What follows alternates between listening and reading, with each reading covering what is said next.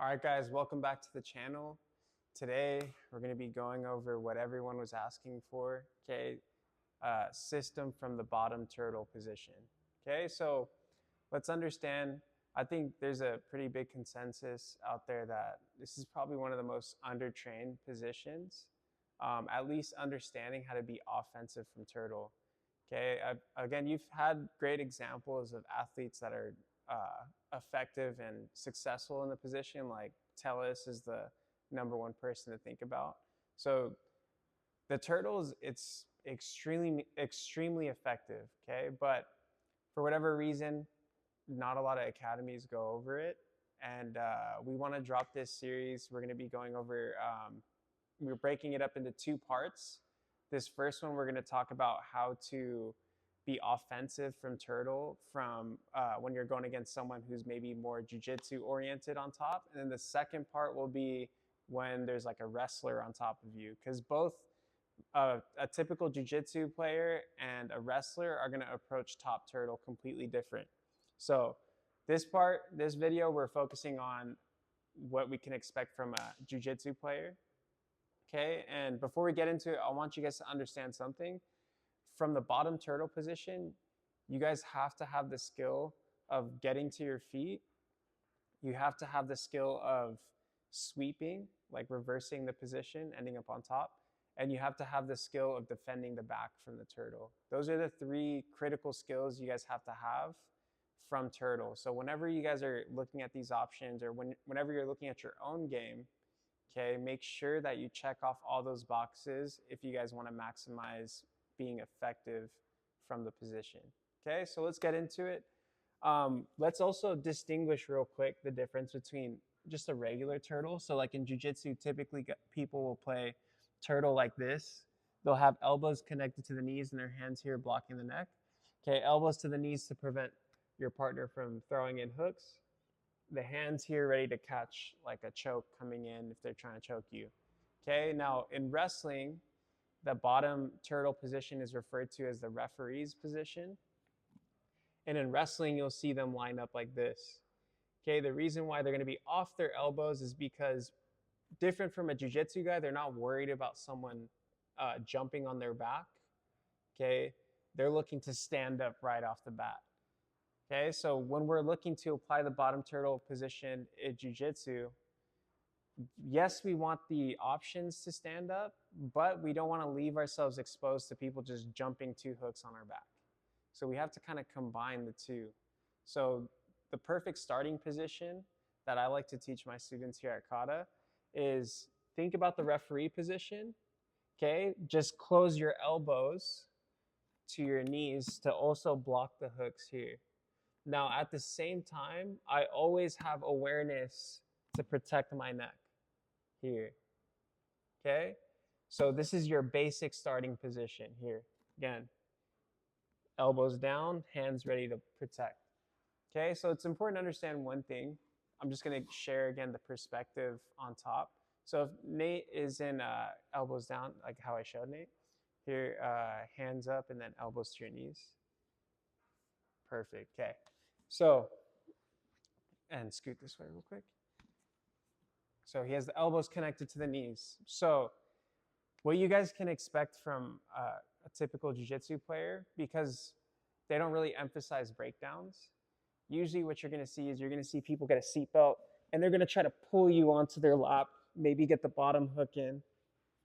In some extreme cases, which wouldn't be ideal, they would try to lift you up and like throw in hooks and fall to the side all ugly and yeah, spazzy a little bit. Okay, again, not something I'd recommend, but it's something you see.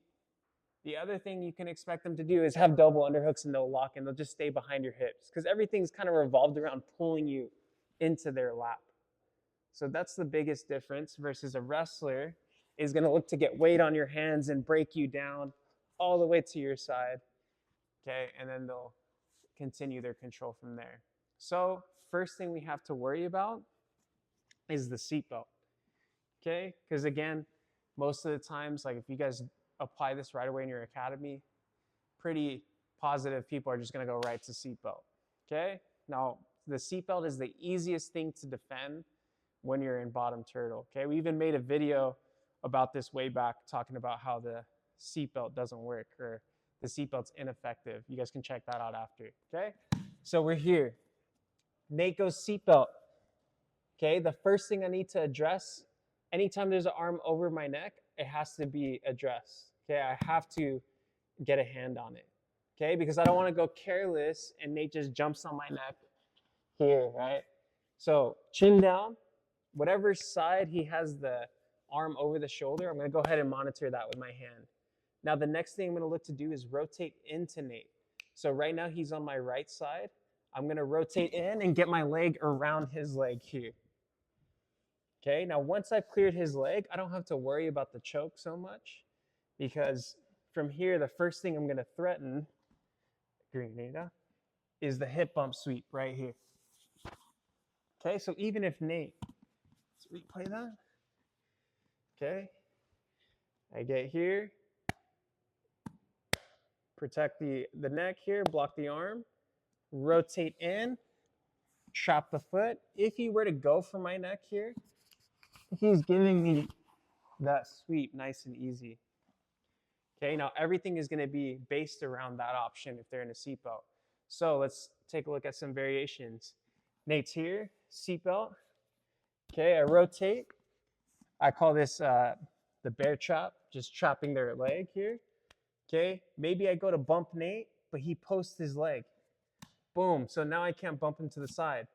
Now from here, we can rotate underneath and cut him back here. If the cutback doesn't work, I'm trying to go here. I could slide my knee up, tuck, and we can roll. And then now we're on top. We've reversed the position here. Okay? Now if all of those fail, here, I rotate into Nate.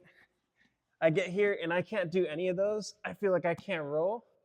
Okay? What I can look to do is just cut my arm through and circle behind. Now I can start looking to attack single leg, okay, or get to the body from there. Okay, so seatbelt, man, it's the easiest thing, because there's nothing, when Nate goes seatbelt, or I'm going to go top, if I choose to go seatbelt, here, close the elbows to your knees, okay, there's nothing stopping when Nate rotates into me. There's nothing stopping me from monitoring that leg. He can easily win that position. So what's the adjustment the top person can do? They're going to go double underhooks. So watch if I go double underhooks on Nate. Okay, here. And he tries to rotate. See how I could stay with him? So this is a little bit better for the top person. So what do we do if they're going double underhooks, body lock, or riding right here? Okay, so Nate's going to go ahead and take a body lock here. So this is better. Like I said, I'm not going to be able to get to that bear trap. So from here, what I'm going to look to do is I'm just going to choose a side. So right now his grip is neutral, but if it were cheated to one side, I'm going to go to whatever side it's cheated towards. So like opposite of where the lock is. So if the lock's here, I'd rotate into him. If the lock's here, I would rotate into him this way. If it's neutral, I'm going to choose a side and I'm going to pull it across. So watch. Nate's hands are neutral here. Okay? What I'm going to look to do is slide one knee out. I'm going to turn to this side here. So look, I'm going to slide one knee out and I'm going to catch his tricep here. Okay? Now from here, I'm going to do a little sit to get this butterfly hook in right here. Okay? Now from this position, Nate's either going to look to do two things. If he lets go to get my wrist to break me down, I'm going to cut my elbow through. Okay? And now I've forced, keep following me, Nate. I've forced the seatbelt position to where I can rotate and get to that position. So one more time, the bear trap position. Okay? So look, he's neutral here. I'm going to slide catch his wrist and half butterfly hook. See how I'm creating this lift? If he keeps the hands, or if he releases the hands to go to my wrist, okay, it's an easy fix for me to just cut my arm through and get back to turtle. Now we've forced a seatbelt position, which I just demonstrated is easy to get back to that position where we can start attacking from. Now, if he keeps his hands locked, okay, Nick? here. If he keeps his hands locked, I can use this to off balance him and then come on top here. Let's take a look at that again. That's if Nate commits his hands. Once again, here, slide and catch, sit here. Okay, and really keep that lock here. I'll even reach back to the back, knees in, knock him off balance, and we come on top. Okay, so we create that dilemma where when I sit and use my butterfly hook, okay, Nate has to choose, is he gonna let go, right? But if he lets go, I get underneath his arm. Here, Nate. Okay, if he lets go or looks for my wrist, I cut my arm through. And I just get underneath and I go for turtle. Okay? And then if he stays committed, we sweep them over. Now, like I said, if the lock was already cheated to one side, great. I can just turn right away. Boom, right into it. Okay? So that's the first one now. Or that's the second one, excuse me, if they go double unders. Now, what you guys have to worry about, obviously, is anytime someone tries to jump on your back. Not the best thing, but let's just play this out, right? So if Nate's on top of me, okay, here, and maybe I rotate in, okay, he lets go, I cut my arm through. Anytime Nate looks to lift me up and throw in a hook, okay, we just have to be mindful of blocking the hooks here. So controlling the choking hand, try to lift and throw in hooks, Nate. Just whichever way. See, I'm just denying here. Go ahead. Boom. Okay, deny the hooks. But if he manages to get it, okay, here, it's just all about rotating and staying chest forward. And then I could rotate into him. Okay, so we'll go more over in another video like back escapes. But the main thing is, if our partner tries to pull us up and jump on our back, not ideal for him, but all we have to do is have discipline of blocking the hooks. And if they do manage to take us down, okay, we're just chest forward here, scissor the legs, and end up on top. All right, guys, so that's the first approach. Again, try that out. Again, this is Turtle playing against someone with more of a jiu-jitsu approach. Stay tuned for our next one where we're gonna talk about how to deal with someone who's riding you like a wrestler. All right, guys. And before we end the video, we do want to mention we've had a lot of people asking about different ways to basically schedule like privates or whatnot online or through Zoom. So we're now offering that. If you guys are interested, right, doing Q&A, personal Q&As or like little Zoom privates, go ahead and email us. The information is below. And yeah, guys, we'll see you then. We'll see you on the next video as well. Part 2, again, talking about bottom turtle when we're dealing with a wrestler or someone riding like a wrestler. All right, guys, as always, thank you for watching. Please like and subscribe. We'll see you guys on the next one.